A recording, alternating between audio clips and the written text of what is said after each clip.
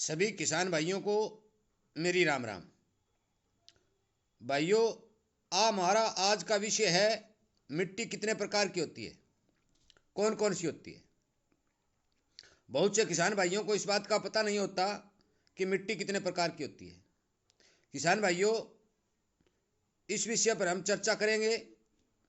इससे पहले मैं आपको एक बात बता दूं कि आप किसान के साथ जुड़ें, किसान के चैनल को सब्सक्राइब करें, बेल आइकन वाली घंटी को दबाएं और शेयर करें ताकि मेरे द्वारा डाले गए सभी वीडियो आप तक पहुंच जाएं, ताकि मैंने जो 15-20 साल में ज्ञान अर्जित किया है वो ज्ञान आपको भी मिले।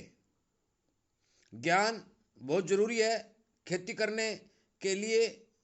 आने वाले टाइम में भिन्न भिन्न प्रकार के बीज, भिन्न भिन्न प्रकार की दवाई, भिन्न भिन्न प्रकार की खाद जो आ रही हैं, इनका यूज करने का तरीका आपको मालूम होना बहुत ज़रूरी है। इसलिए मेरी प्रार्थना है आप चैनल के साथ ज़रूर जुड़ें। विषय पर आते हैं। किसान भाइयों, हमारे एरिया में या हमारे देश में प्राय 4 प्रकार की मिट्टी पाई जाती हैं। एक मिट्टी वो होती है जो काली मिट्टी, दूसरी मिट्टी लाल मिट्टी, तीसरी बालू मिट्टी और चौथी मिश्रित मिट्टी जिसको दोमट मिट्टी भी कहते हैं। बालू मिट्टी के कण बहुत ज़्यादा मजबूत बड़े होते हैं, ये सख्त नहीं होती। लाल मिट्टी के कण उससे थोड़े छोटे होते हैं और काली मिट्टी के बहुत ही महीन कण होते हैं। परंतु जो मिश्रित मिट्टी है उनमें मोटे और महीन वह बीज के तीनों प्रकार के कण पाए जाते हैं। दोस्तों, बालू मिट्टी में जब हम खाद का प्रयोग करते हैं तो यदि उसमें पानी खड़े रह जाता है तो हमारी पूरी की पूरी जो खाद का असर है वो नीचे चला जाता है और पौधा वंचित हो जाता है, पौधे को असर नहीं मिलता, जिस कारण बालू मिट्टी में हमारी फसल कमज़ोर होती है। इसलिए कृपया करके खाद डालते समय जिन खेतों में बालू मिट्टी है उन खेतों में पानी लगाने के तुरंत बाद खाद का प्रयोग करें।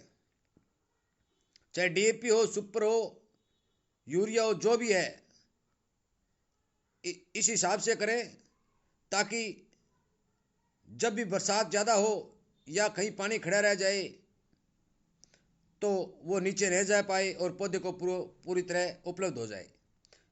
लाल मिट्टी जिन खेतों में पाई जाती है उन खेतों में यदि थोड़ा बहुत पानी खड़ा रह जाता है तो भी जो हम पोषक तत्व पौधे को देते हैं वो पौधे को लगभग मिल ही जाते हैं। तीसरी काली मिट्टी जो कि बहुत ही बढ़िया मिट्टी होती है, उसमें यदि पानी खड़ा हो जाए या ना हो जाए, हम जो भी पोषक तत्व पौधे को देंगे वो पूरे के पूरे पौधे को उपलब्ध हो जाएंगे, क्योंकि पानी के साथ नीचे इतने महीन कण आपस में जुड़े होने के कारण वो पौधे के वो पोषक तत्वों को नीचे नहीं जाने देती और उनमें पैदावार अच्छी होती है। किसान भाइयों, मोटे कण की मिट्टी हमेशा ही हल्की होती है और हल्की होने का कारण सिर्फ एक है कि जितने भी हम पोषक तत्व डालते हैं वो ज़्यादा बरसात होने पर या फिर ज़्यादा पानी उपलब्ध होने पर वो पूरे पोषक तत्व छोड़ देती है और पौधे की जड़ से नीचे चले जाते हैं। इसीलिए मिश्रित मिट्टी को अच्छा माना जाता है। मिश्रित मिट्टी में हम जो भी फसल उगाते हैं वो फसल भी पूर्णतया कामयाब होती है और पौधे को पोषक तत्व भी ठीक प्रकार से मिल जाते हैं। लगभग बहुत बड़े एरिया में मिश्रित मिट्टी पाई जाती है।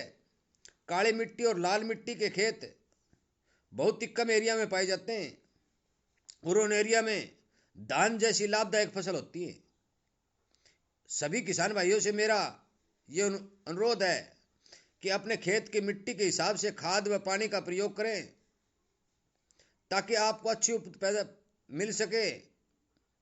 और जो भी आप पोषक तत्व खाद वगैरह डाल रहे हैं वो अच्छी तरह पौधे को मिल सके। इसलिए कृपया करके भाइयों, आप खुद अपने खेत के डॉक्टर हैं और उसी हिसाब से सोच समझ कर ही इस चीज़ का प्रयोग करें, ताकि हमारे द्वारा लगाया गया खर्चा हमारे द्वारा बोए गए पौधे को पूर्ण रूप से प्राप्त हो। वीडियो लंबा हो जाता है, इसलिए मैं एक वीडियो और बनाऊंगा। जिन जिन खेतों में पानी हल्का है, खारा है, उस खारे पानी का किस प्रकार की मिट्टी पर ज़्यादा असर पड़ता है और किस प्रकार की मिट्टी पर कम असर पड़ता है, ये दूसरा वीडियो बनाना पड़ेगा दोस्तों। इसलिए कृपया करके मेरा आपसे यही अनुरोध है कि आप अपने खेत के हिसाब से खाद पानी में बीज का प्रयोग करें, ताकि आपको ज़्यादा से ज़्यादा पैदावार मिल सके। धन्यवाद।